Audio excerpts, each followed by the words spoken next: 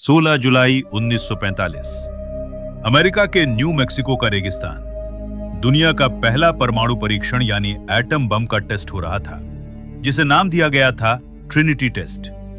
जैसे ही बम फटा, आसमान में एक ऐसी रोशनी हुई जैसे हजारों सूरज एक साथ चमक उठे हों। वहां खड़े हर वैज्ञानिक की आंखें फटी की फटी रह गईं। लेकिन उन सब में से एक इंसान ऐसा था जिसके चेहरे पर जीत की खुशी नहीं बल्कि एक गहरा खौफ था।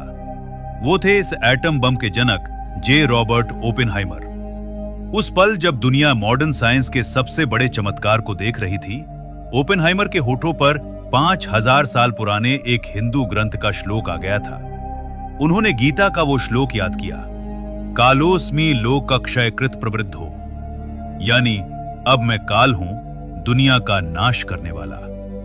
कभी सोचा है आपने, एक अमेरिकन साइंटिस्ट जिसने दुनिया का सबसे खतरनाक हथियार बनाया, वो उस क्षण में भगवद गीता को क्यों याद कर रहा था? क्या ओपेनहाइमर कुछ ऐसा जानते थे जो इतिहास की किताबों ने हमसे छुपा लिया?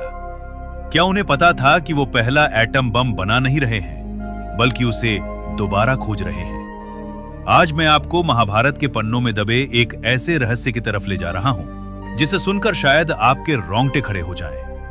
कहानी महाभारत के युद्ध के बिल्कुल आखिरी दिनों की है। कुरुक्षेत्र की जमीन लाखों लाशों से पट चुकी थी।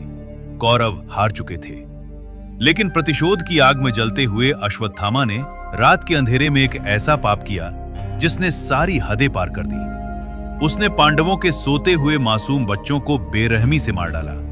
जब अर्जुन को यह पता चला तो उनका क्रोध 7वें आसमान पर था। वो अश्वत्थामा को मारने के लिए निकल पड़े। मौत को अपने सामने खड़ा देख अश्वत्थामा ने खौफ और गुस्से में वो कर दिया जिसकी इजाजत किसी को नहीं थी। उसने एक ऐसा अस्त्र निकाला जिसे पूरी मानव जाति का अंत करने के लिए ही बनाया गया था, ब्रह्मास्त्र। उस विनाश को रोकने के लिए अर्जुन ने भी अपना ब्रह्मास्त्र निकाल लिया। जरा सोचिए उस दृश्य को। दो ऐसे कॉस्मिक हथियार जो पूरी पृथ्वी को राख कर सकते थे, एक दूसरे की तरफ बढ़ रहे थे। आसमान में जैसे आग लग गई थी, हवा में जहर घुलने लगा था। तभी वहां महर्षि व्यास प्रकट हुए। उन्होंने उन दोनों चमकते हुए ब्रह्मास्त्रों को हवा में ही रोक दिया।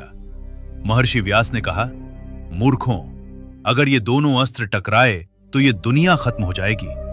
पृथ्वी पर 12 सालों तक न बारिश होगी, न कोई फसल उगेगी। सब कुछ राख हो जाएगा। अपने अस्त्र वापस लो। अर्जुन को अपना अस्त्र वापस लेना आता था। उन्होंने तुरंत मंत्र पढ़े और ब्रह्मास्त्र वापस लौटाया। लेकिन अश्वत्थामा ने ब्रह्मास्त्र चलाना तो सीख लिया था, लेकिन उसे वापस लेना वो नहीं जानता था। अब उस विनाशकारी ऊर्जा को कहीं न कहीं तो टकराना ही था। और तब वो हुआ जो आज के विज्ञान को सीधा चुनौती देता है। यही से शुरू होता है असली विज्ञान। ध्यान से सुनिएगा।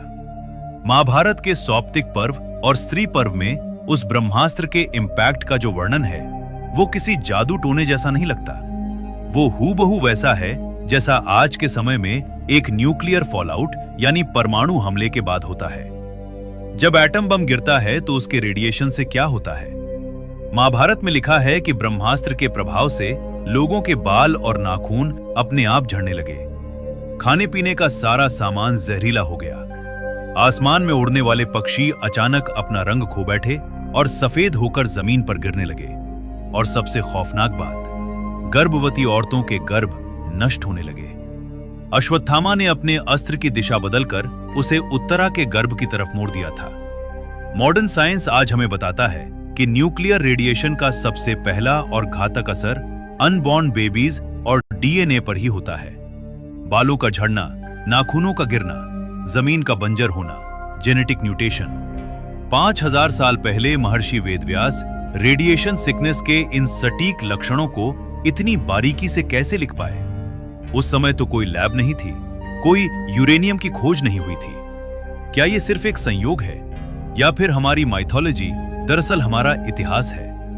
एक ऐसा इतिहास जहां विज्ञान आज से कहीं ज्यादा एडवांस था, लेकिन इंसान के अहंकार ने उस विज्ञान को ही विनाश का कारण बना दिया। शायद ओपेनहाइमर ने गीता इसलिए पढ़ी थी क्योंकि उन्होंने समझ लिया था कि वो इतिहास दोहरा रहे हैं। उन्हें एहसास हो गया था कि इंसान ने फिर से वो चाबी ढूंढ ली है जो दुनिया के विनाश का दरवाजा खोलती है।